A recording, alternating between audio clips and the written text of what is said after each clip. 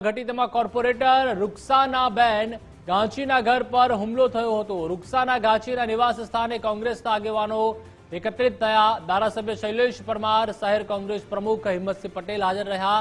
વિપક્ષ નેતા શહેજાદ ખાન પઠાણ પણ હાજર રહ્યા। પોલીસની કામગીરી પર સવાલ ઉઠ્યા છે। ઘરે આવીને મને મારી નાખવાની ધમકી આપી તેવું રૂકસાના ગાંચીનું કહેવું છે। અસામાજિક તત્વો પર અંકુશ રાખવામાં પોલીસ નિષ્ફળ રહી છે તેવા વાકપ્રહાર શૈલેષ પરમારે કર્યા। પોલીસના વહીવટદારો બેફામ થયા છે તેવું હિંમતસિંહ પટેલે જણાવ્યું। કડક કાર્યવાહી નહીં કરાય તો આંદોલન કરીશું તેવું શહેજાદ ખાન પઠાણે પણ જણાવ્યું।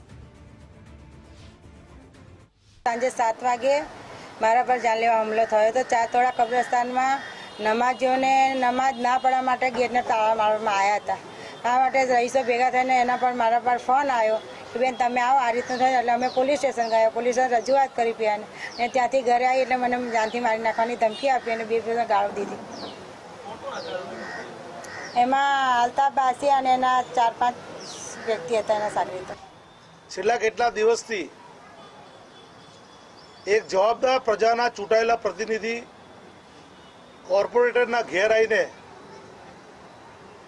જે રીતે ખુલ્લેઆમ હથિયારો લઈને ધાક ધમકી આપવામાં આવે અને તેમ છતાં પણ આ વિસ્તારના જે પોલીસના અધિકારીઓ છે, જે અધિકારીઓ આ જે ગુનેગારો જે અસામાજિક ધંધા કરે છે કે જેના વહીવટદારો દ્વારા કરોડો રૂપિયા એમની પાસેથી ઉઘરાણી સ્વરૂપમાં લે છે, એવા અધિકારીઓ આવા ગુનેગારોને પકડવામાં પણ નિષ્ફળ ગયા છે। પોલીસના જે વહીવટદારો છે એ બેફામ થયા છે અને એ વહીવટદારોની તમામ બાબતોની અમે પોલીસ કમિશનર શ્રીને પણ વાત કરી છે। પોલીસ કમિશનર શ્રીએ પણ આ બાબતે ગંભીરતાથી અમારા કોર્પોરેટરો અને ડેલિગેશનો પોલીસ કમિશનરને ગઈકાલે મળ્યા હતા।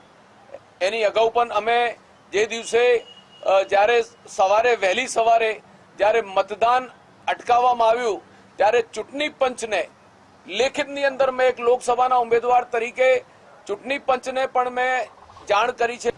पुलिस कमिश्नर श्री को गोमतीपुर वार्ड के कॉर्पोरेटर रुखसानाबेन खुद जाकर रजूआत करके आए।